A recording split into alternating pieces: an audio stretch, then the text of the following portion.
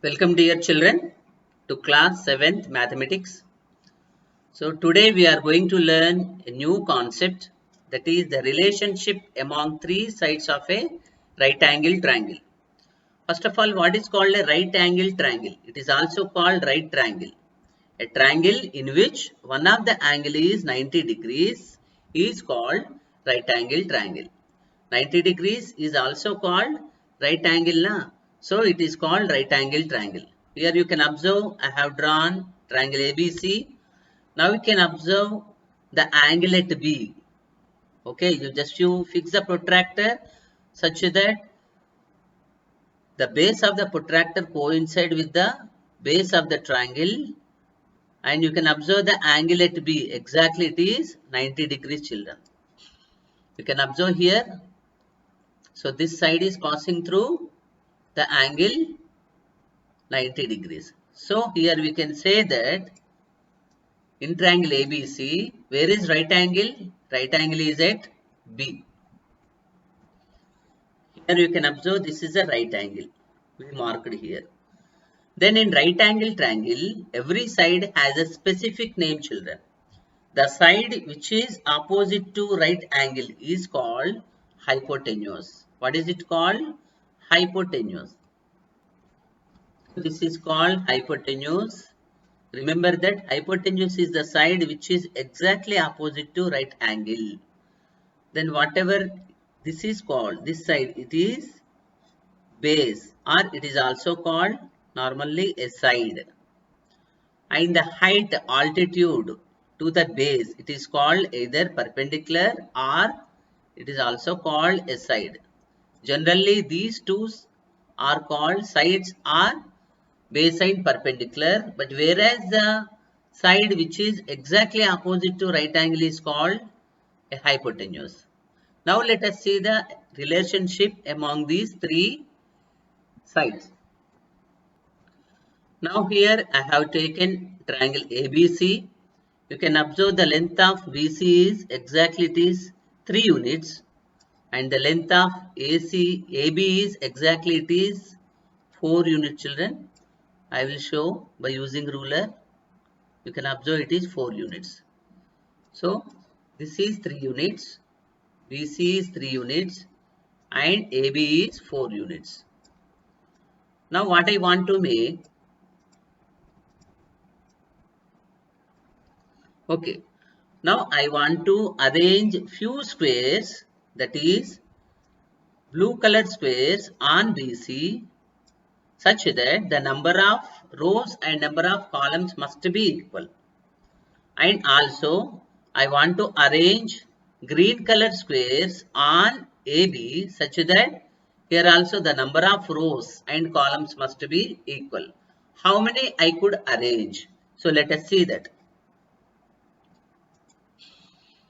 Here you can see I have arranged on BC total 9 squares, because here the number of squares is how it is 9. 1, 2, 3, 4, 5, 6, 7, 8, 9. 3 rows and 3 columns. Total number of squares I have got here, it is 9. 3 into 3 is 9. Why we have got 9? Because the length of BC is 3. 3 into 3 gives 9. So here the number of squares on BC is 9. Then what about the number of squares on AB? So here the length of the AB is 4 units, and the number of rows and columns must be equal, so that total the number of squares can be arranged is 16. You can observe here 1, 2, 3, 4, 5, 6, 7, 8, 9, 10, 11, 12, 13, 14, 15, 16. So let us write the number also. You can see on BC 9 squares are there and on AB 16 squares are there. Then my question is, how many red color squares can be arranged on AC side, that is called hypotenuse? How many red color squares can be arranged on hypotenuse, that is on AC? So total what is the number of squares, and also what is the length of the hypotenuse, that is AC? Can we find? Let us see the relationship. Now here you see I could arrange 5 number of rows and 5 number of columns of squares on hypotenuse AC. So total I have got here 5 into 5, 25 squares. Then what is the relationship between the number of red squares, number of blue squares and number of green squares? That is nothing but the square of hypotenuse and the squares of two sides. Is there any relationship? That let us see now. Here, since the length of BC already it is taken 3 units, okay, I have got BC square equals to 3 square. What does it mean 3 square? 3 is multiplied by 3. 3 3s are 9 I have got. Now the length of AB is already it is taken 4 units. Here this has taken 4 units. So here I have got AB square, that is 4 into 4, 4 square. It is written as 4 square. I have got 16. 4 into 4 is 16. Then just you add these two, 9 as well as 16. 9 plus 16, 25. That 25 is the number of red square that we could arrange on hypotenuse. 9 plus 16 equals to 25. Now this 25, how you can write as? We can write as AC square. That means the number of squares on hypotenuse AC. So we can write AC square. Then what is this 9? As we told, here it is written BC square. BC square plus, what about this 16? 16 is nothing but AB square. That means if you see the relationship between the three sides, the squares of two sides, when they are added together, it is giving the square of hypotenuse. That means the sum of the two sides, the sum of the squares on the two sides is equal to the square on the hypotenuse. So let us see one more example, children. You can observe here, angle PQR is drawn and the length of QR is, just you can observe, total the number of squares, that is 5. 5 5s are 25. Could be arranged here. That means the length of QR is 5 units. Whereas length of PQ, just you observe, let us count here. 1, 2, 3, 4, 5, 6, 7, 8, 9, 10, 11, 12. That means the length of PQ is 12 units. Let us write here. You can see here length of PQ is 12 units. So I am finding the total number of squares that could be arranged on PQ side. That is PQ whole square, 12 square. What does it mean? 12 square means 12 into 12. So when you multiply 12 by 12, what you get? You get 144.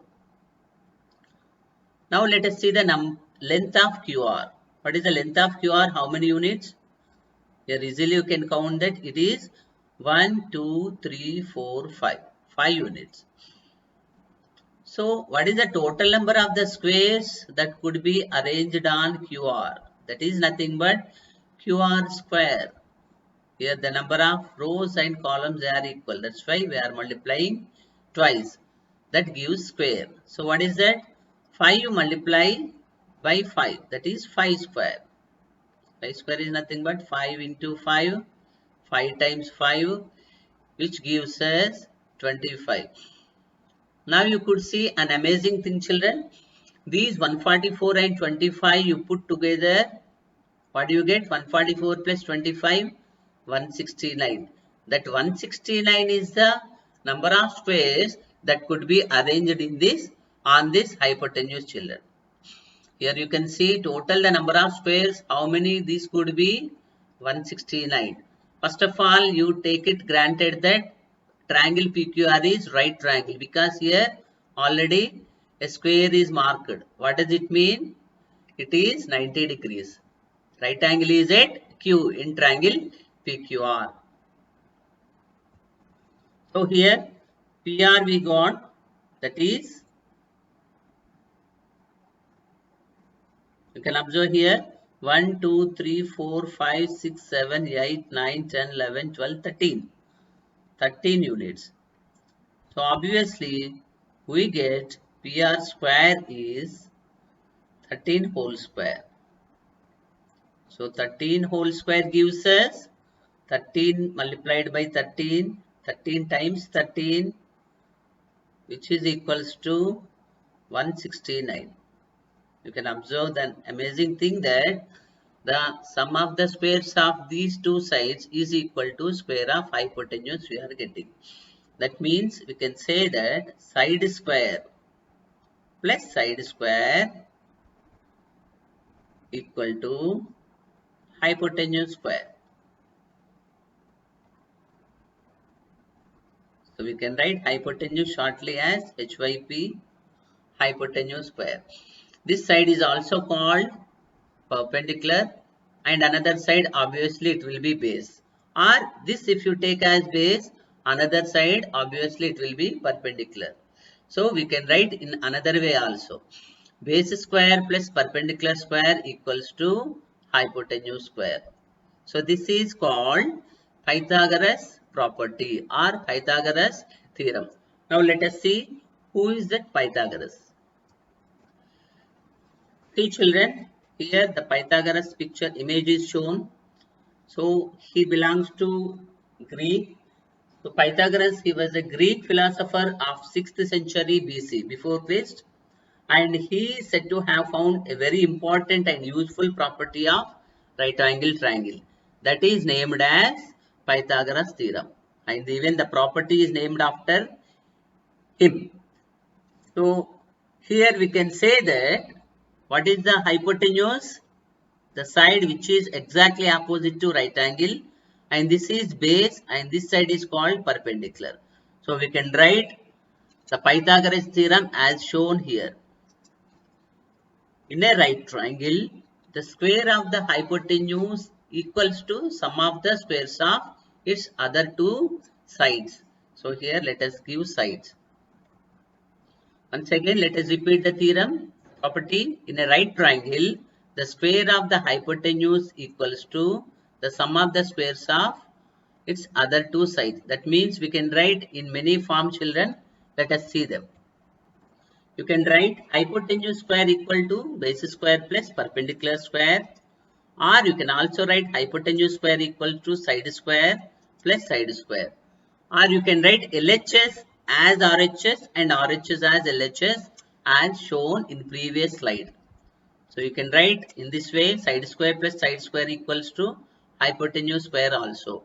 But ultimately, the sum of the squares of two sides is equal to square of hypotenuse, or square of hypotenuse is equal to sum of the squares of two sides. This is called Pythagoras theorem.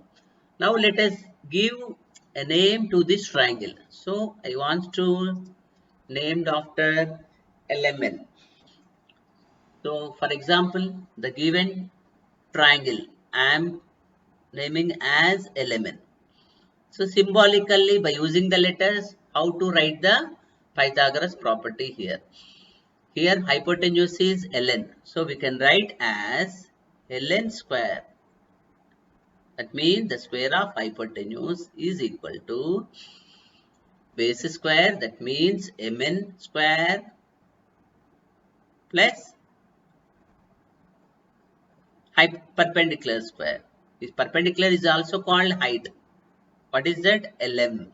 LM square. So this you need to remember, children, because this is very important basic concept in geometry. Now let us see the converse of Pythagoras theorem. Let us see first of all what is called a converse. Okay. So first I have taken a triangle. So I don't know whether it is a right angle triangle or not, but here I have taken the length of the side. One is 6 units, another one is 8 units, one is 6 units, another one is 8 units, and the third one is 10 units. Now let me check the squares of the three sides. So let me find out them. So 6 square, the square of one side I am finding here. 6 square is nothing but 6 into 6, 36. Whereas 8 is there. So I am finding the square of another side, 8 square. 8 into 8, that is 64.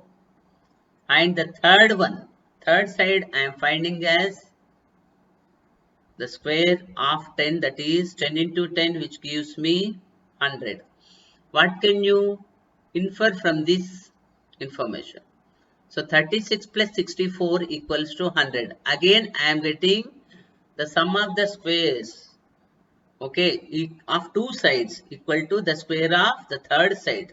That means I can write here that side square plus side square equals to side square plus side square equal to I am getting the square of another side.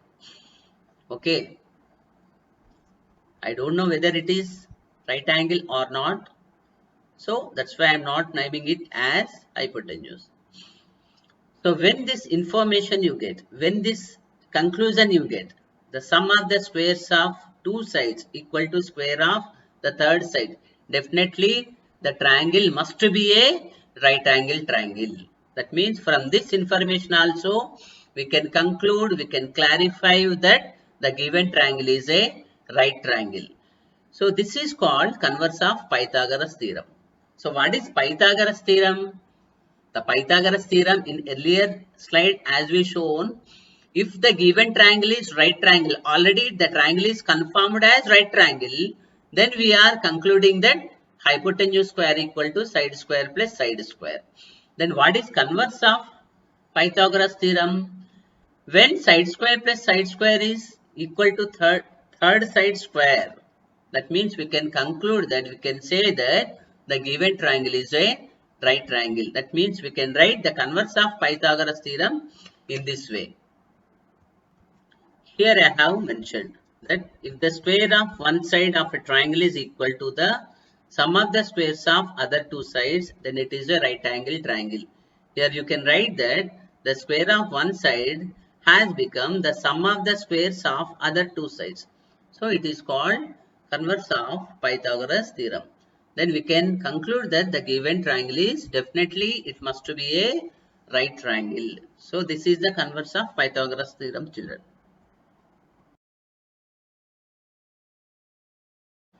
Now our next concept is Pythagorean triplet. What is called Pythagorean triplet? First of all, what is called a triplet? Triplet is nothing but the combination of three number, children. If the triplet satisfies the Pythagoras property or theorem, then it is called Pythagorean triplet. For example, 3, 4, 5, it is a triplet. Since it satisfies the Pythagoras theorem, we say it is a Pythagorean triplet. Let us see how it satisfies. Already in previous video we have seen that 3 square plus 4 square. We have got 3 square is 9 plus 4 square is 16, which gives us 25. 25 can also written as 5 square. That means if you take the largest number as hypotenuse, then the sum of the squares of the two numbers, we are getting the square of third number. That means here, obviously the Pythagorean triplet is satisfied. So we say that 3, 4, 5 is a Pythagorean triplet. So this is one example for Pythagorean triplet. Let us see the another example for Pythagorean triplet that already we have seen, that is 5, 12, 13. So here again largest number we are taking as hypotenuse. Why should we take the largest number as hypotenuse? Because in right angle triangle, what is the longest side? That is hypotenuse itself.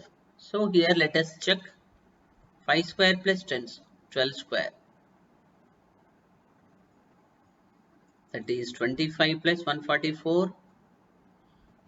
25 plus 144 gives us 169. Then the 13 square, the third number, that is the largest number. 13 square is 169. Both are same. Since both results we have got same, therefore we can say that 5, 12, 13 is a Pythagorean triplet. Is Pythagorean triplet. So to check whether it is Pythagorean triplet or not, you need to apply Pythagoras property.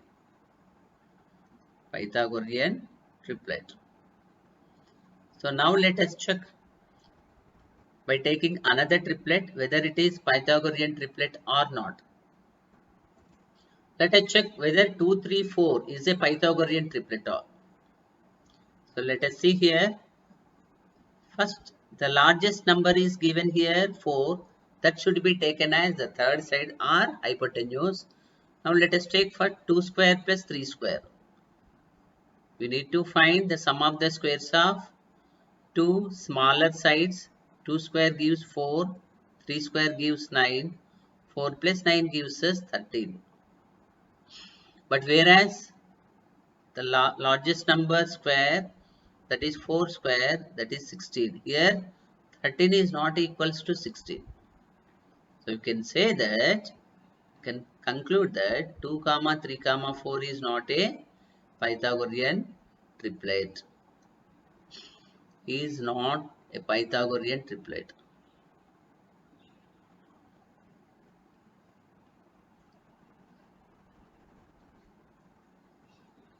So this is the Pythagorean triplet concept, children. So let us take one more example.